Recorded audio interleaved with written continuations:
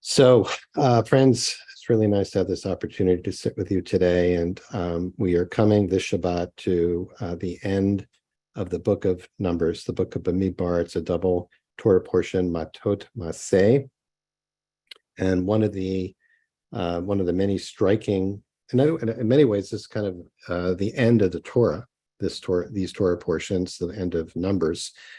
Because the whole book of Deuteronomy, Devarim, which will begin next week, is a recounting of the story by Moses. It's one long farewell address by Moses to the generation that's been born and grown up in the Midbar, in the wilderness, and is about to move into the promised land. But the story kind of ends. We might say the primary text ends here on this Shabbat with Matot Maseh. And one of the striking things about this week's Torah portion is its description of an amazing institution that are known in Hebrew as the Arei Miklat, the cities of refuge. Cities of refuge. As part of the instructions to Moses and the people, there are to be 6 cities set aside, 3 on the east side of the Jordan River, 3 on the west side of the Jordan River, as cities of refuge. And these are designated cities, towns that are designated for Levites, for the tribes of Levi. And the instruction is that these are places where if somebody unintentionally takes another's life, they are to be accorded the opportunity to flee to one of these sanctuary cities, basically, to take refuge until it can be determined, in fact, whether they're culpable for the death. And even if they're not, they're required to remain there, to remain safe until the death of the high priest, when basically there's an amnesty and they're released. The goal of the cities of refuge is to provide safety from the relatives of the person who has died, who are going to have, of course, a natural instinct of vengeance to try to take matters into their own hand against the person who's responsible for the death of their kin. And so this institution is created to create a place of safety until where somebody can find safety and things can cool down until there can be a clear discernment about what happened, and without punishment. So these are, this is described as an actual kind of political judicial institution that is created. And in Jewish tradition, it's embellished in a really remarkable way in the Talmud, based on a phrase that Moses recites about these cities later in the Torah, in Deuteronomy, when he's reviewing this institution. Moses says, Tachin lecha haderech, you shall prepare the way to these cities. And the Talmud wants to say, well, what does that mean, to prepare the way? And the rabbis in the Talmud really expand on this. They say, well, prepare the way means that the roads to these cities of refuge must be especially wide, much wider than your usual path. The roads or paths must be straightened and freed of any impediments or obstacles. Anything that might make it difficult to get to the city of refuge is to be removed so that somebody is not delayed in getting there. And in fact, the words miklat, sanctuary, or shelter, refuge, was to be written at all the crossroads so that the person who's trying to get to the city of refuge could recognize the way and turn there. In other words, there to be very clear instructions so someone doesn't get lost. And not only that, but the cities of refuge themselves must be hospitable places. It must be both safe and hospitable. There must be plenty of water. There must be markets. You have to be able to get something to eat. There should be enough people there that they can provide for the needs of the person who seeks shelter there. There is a prohibition on the sale of weapons or hunting implements in the cities of refuge, because what's known as the blood avenger, the relative of the person who has died, might follow them to the city of refuge and buy a weapon or hunting implement and try to harm the person who has sought sanctuary. So basically, the rabbis are saying that you have to take actions to make sure that there are conditions conducive to protecting the life of somebody who has unintentionally taken the life of another. And of course, these are meant to be real cities, but also they're understood as a state of awareness. In Jewish tradition, these are seen as one of only 6 mitzvot of the 613 enumerated mitzvot for which one is obligated at all times. This is a very central mitzvah. So how do we understand these cities of refuge, not in kind of literal terms, but in more metaphoric terms, or for us in terms of mindfulness practice as spiritual qualities? It really says that what we're meant to do, the lesson we're getting from this Torah portion, is a suggestion or instruction to establish cities of refuge within ourselves, where we can take refuge from the pursuit of vengeful thoughts, of harsh judgment, which is out to get us and to take advantage of our vulnerability, and to create the opportunity for kind of a cooling down, a spaciousness that gives us an opportunity to really investigate with an open and curious mind any, quote, charges which we or others might be bringing against us. We might notice that there's an inner voice of what's called in the Torah, the Goel Ahadam, the blood avenger. The figure that the Torah says is the person who is trying to exact revenge. If the person who's responsible for the death doesn't make it to the city of refuge or leaves it before they're supposed to, there is a recognition that there is this inner voice that represents that avenging voice, that vengeful voice within us that is trying to catch us in a moment of vulnerability. And so I want to invite us for our practice today to bring our awareness to the possibility of establishing an inner city of refuge, an inner place of safety where we can't be touched, where we find a sense of real sanctuary, where our spirit can be at rest, where we can see more clearly, and where we can be protected from our own harsh inner critic that is out to get us, or that can protect us from our own vengeful thoughts towards others. So for today's practice, I want to invite you just to take a moment first to consider your purpose in establishing your own city of refuge. It could be for both of these, or it could be for either or. It could be for establishing a place within yourself, within ourselves, where we can take refuge and find respite from harshly self-critical thoughts that creates that buffer space. Or it could be to establish an inner city of refuge. We're able to establish a buffer zone that enables us to distance ourselves from harsh judgment of others or vengeful thoughts towards others, where we might wish them harm, where we've maybe been injured by others, and might have a natural inclination, maybe not to wish the best for them. But either way, our suggestion for practice today is to establish a city of refuge, an ir miklat within ourselves, a shelter, a sanctuary. It's just a beautiful concept that we get from the Torah this week, that we all need that.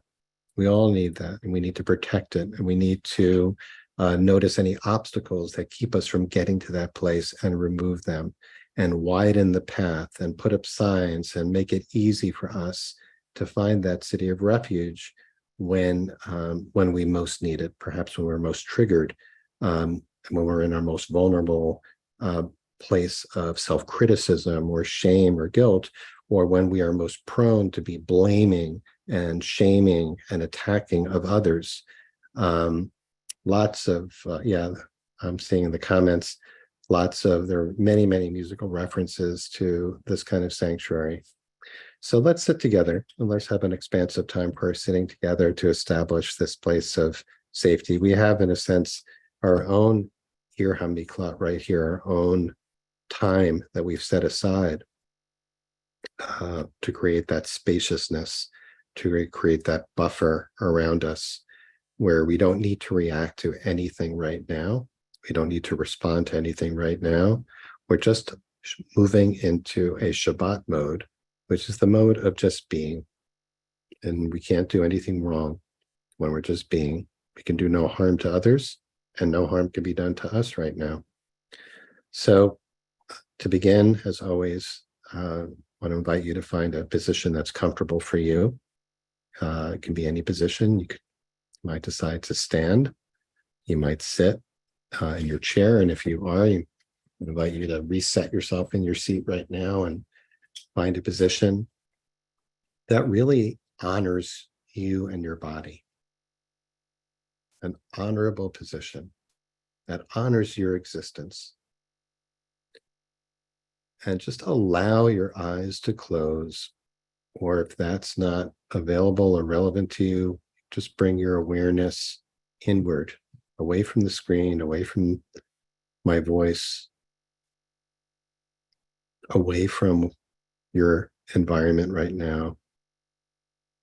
Bring your awareness inward, and maybe the easiest way to do that is just by starting with remembering the body and feeling the soles of your feet resting on the floor, feeling the sensation of the chair or the cushion or the sofa, wherever you're sitting on right now.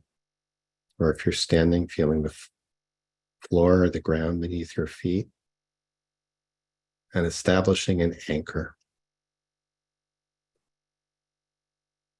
Grounding yourself right where you are, your makom, your place. That is your city of refuge right now. This is where you can feel safe, we can feel safe in this moment.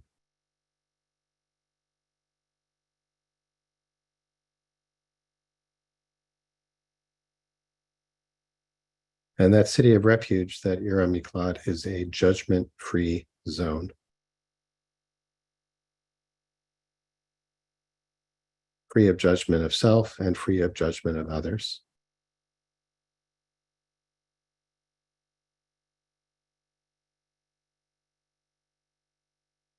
So if you notice any judgment about the state of your body, see if you can just let that go, let that pass, and not judge yourself for having the judgment about your body. It is natural to have a judgment. There is a place for that goel ha'adam, for the avenger. But we give it a lot of power, too much power. So we're going to keep that voice at a distance.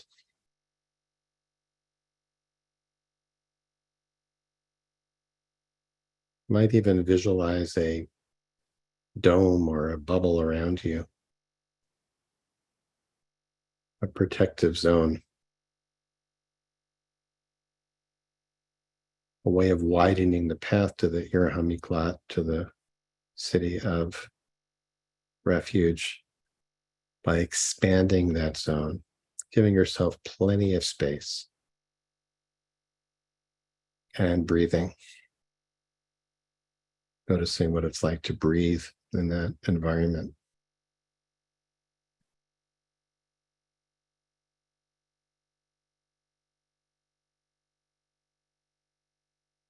Where you don't have to be concerned with evaluating yourself or others evaluating you. Where you are freed from evaluating others. Just let them be as they are.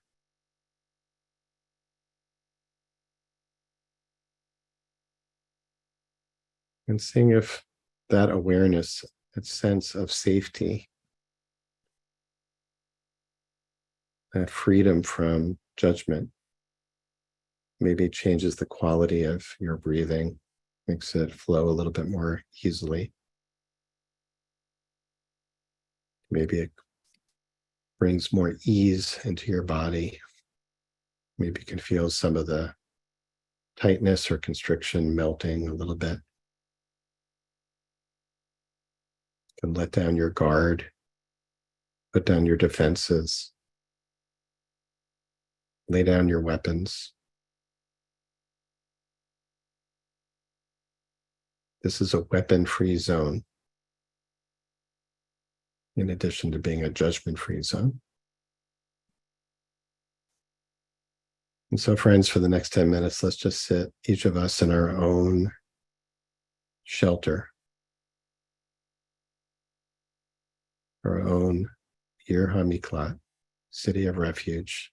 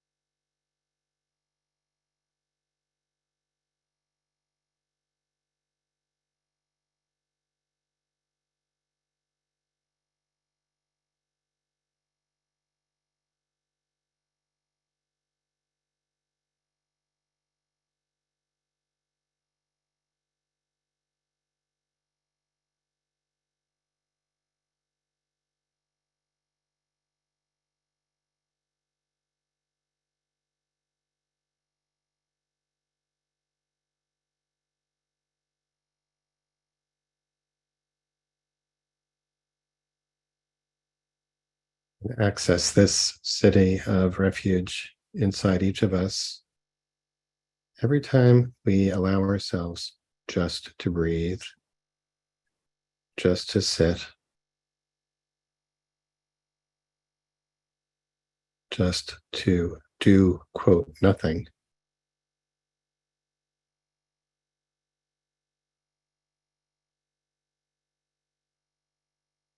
Nothing to prove, no one to blame,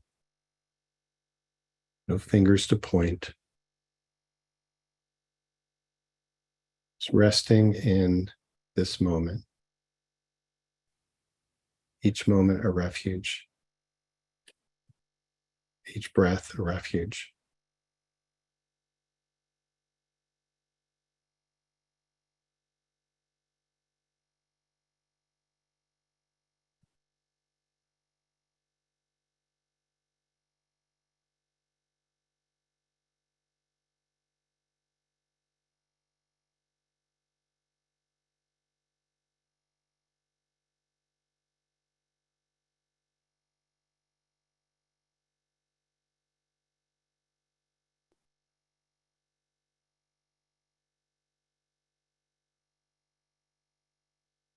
As a mantra for the last few minutes of our sit together, you might whisper aloud or in your just internally be mindful of these words. I'm safe here. I am safe here in this moment. I am safe in this place.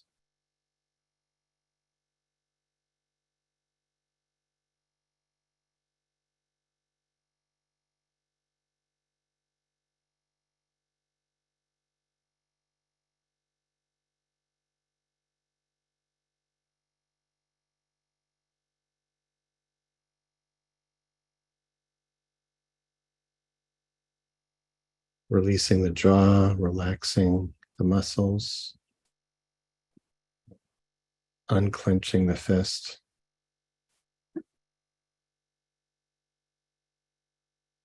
Softening.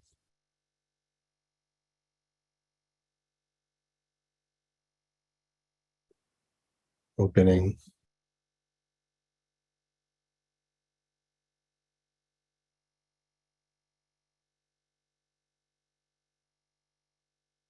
Vulnerable and safe.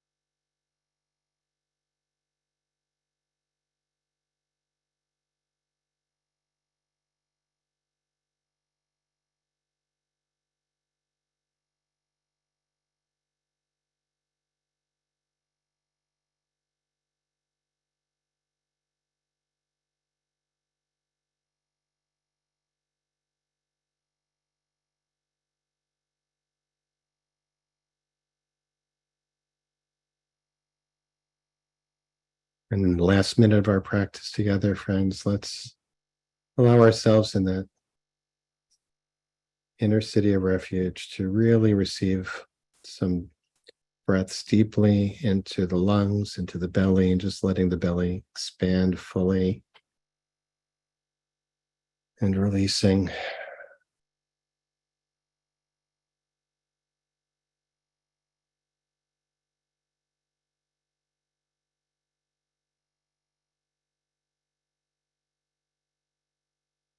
Absorbing that sense of safety, the relief.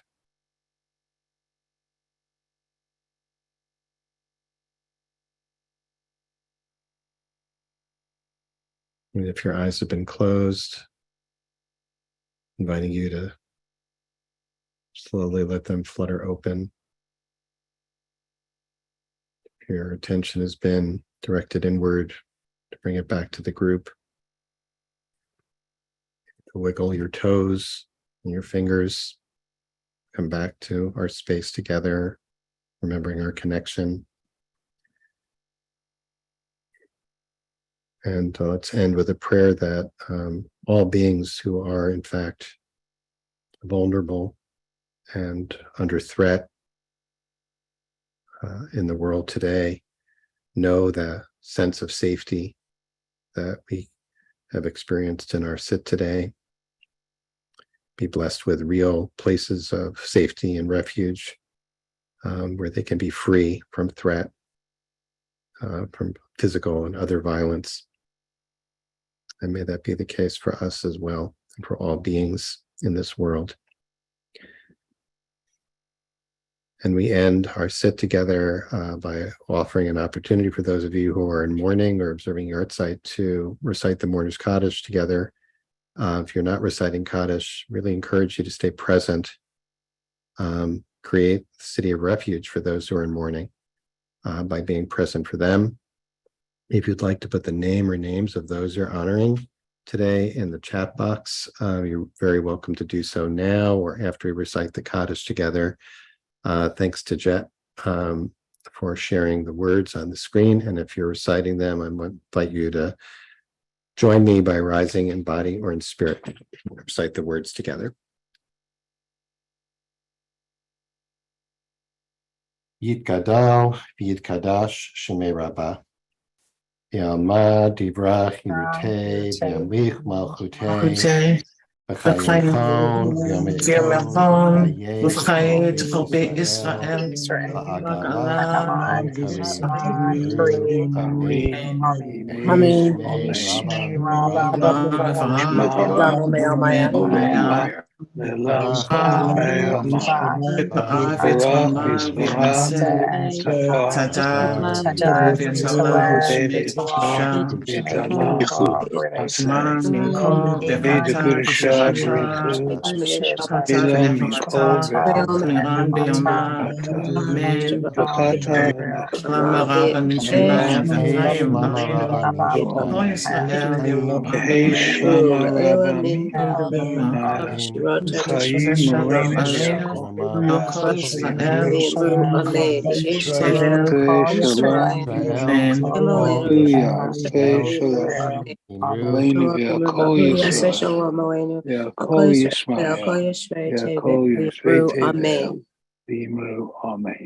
Amen.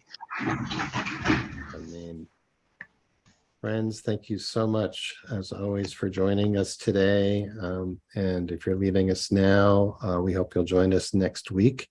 We have a really wonderful lineup of teachers coming up next week. I'll just let you know that Monday will be led by Rabbi Shuli Passow of Congregation B'nai Jeshurun in New York City. On Tuesday, Yael Shai, who I know led twice this week. Wednesday, Sarah Waxman of At the Well will lead us on Rosh Chodesh Av, which arrives next Tuesday night and Wednesday.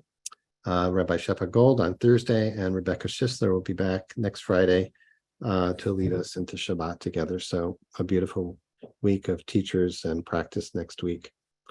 I'm happy to stay on and respond to questions in the chat, or just respond to your reflections on your experience with today's teaching and practice if you'd like. And if you're leaving us now, I want to wish you a Shabbat Shalom, a sweet and restorative Shabbat, and hope you stay safe and well from all the heat, at least here in North America, and smoke and air, etc. Wish you a sweet and restorative Shabbat that really serves as a city of refuge for you, and we hope to see you next week. So keep an eye on the chat if people have questions about what I shared about the cities of refuge, or anything you'd like to share. I'm happy to respond. And let's see if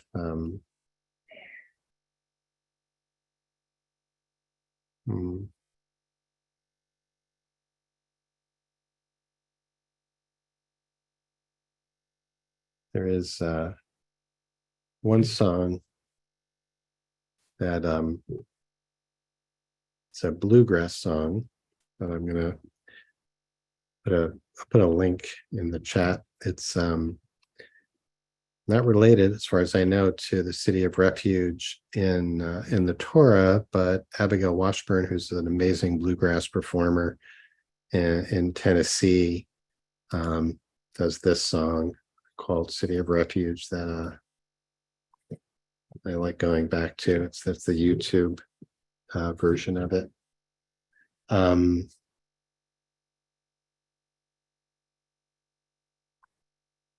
Thanks for these kind words, folks.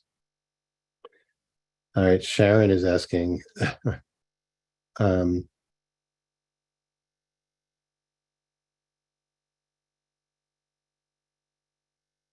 is asking, were there really so many people? Were there so many cases of manslaughter, what's called manslaughter, unintentional killing in ancient times? And I don't know, but I imagine they were. Like I mentioned, that this institution was created to meet an actual situation.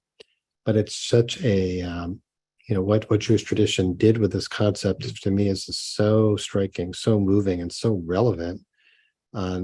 Relevant as as we were doing today as a spiritual practice, but also politically in our world as well, to recognize the emphasis on allowing space and time for emotions and triggers to settle down before arriving at a discernment or a judgment about culpability. Number one, it's a really helpful mindfulness lesson of creating that space between stimulus and response, and especially when the stimulus is something that is so shocking and upsetting and terrible, before just determining a response, to allow space. And of course, we live in a time where really there's so little space allowed for that kind of reflection and allowing time for the emotions to settle and allowing thoughts to settle before saying, okay, what's really happening here? And to notice the power of judgment, which leaps out to pursue and to grab us and grab others, our own sense of judgment, which of course is also a divine quality, a sacred quality, but can be misused and can be abused and can run roughshod over us. So I really love this. I really love this idea of the cities of refuge as and what the rabbis did with that by saying we need to create conditions where it's as easy as possible to get to that city of refuge. Has to be, you have to have a number of them so that they're never far away. And the roads have to be cleared of the stones and the boulders and the erosion. They need to be usable roads to get to the cities of refuge, and they need to be wide in case there's a lot of traffic there. And once you get there, you need to be able to feel like, okay, there are no weapons here. They're not even hunting implements, nothing that could be used as a weapon. This is a place where I can be safe until things settle down and we can really and it can be determined what really has happened. So to me, it's really quite a powerful, beautiful. No intention. There's a question here from Deborah. How is intention determined? Is it determined what the actor believes or says? No, I think it's determined, in a judicial way, witnesses and all that.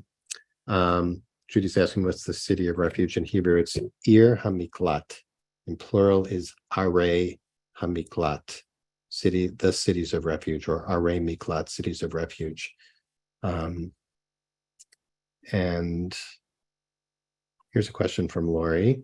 In the city of refuge we create inside, is it still required that we do mitzvot? In my sit, there was an ailing, dying person who entered my Bikom asking for my help and compassion and helping him die, so I helped him.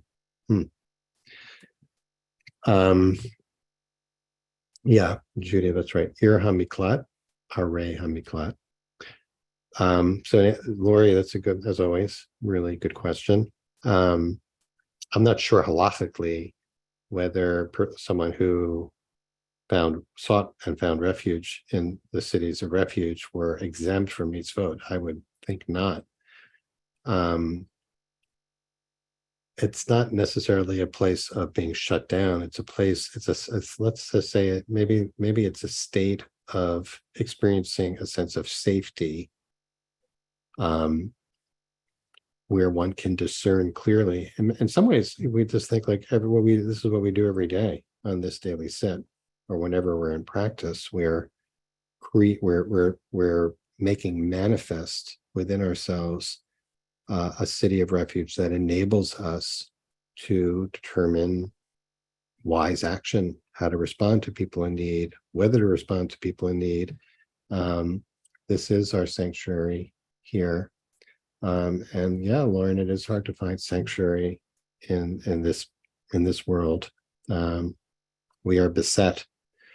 And I think last thing I just want to say, maybe before we end, about connecting this idea of the city of refuge with everyday practice, with Shabbat, is that what Judaism prescribes is not going back and forth between the city of refuge and being outside the city of refuge, but spending time in the city of refuge so that we can bring that state of being into our lives as we are navigating a world that is full of dangers, whether it's climate or fascism or all the different plagues of our society, where there are real dangers.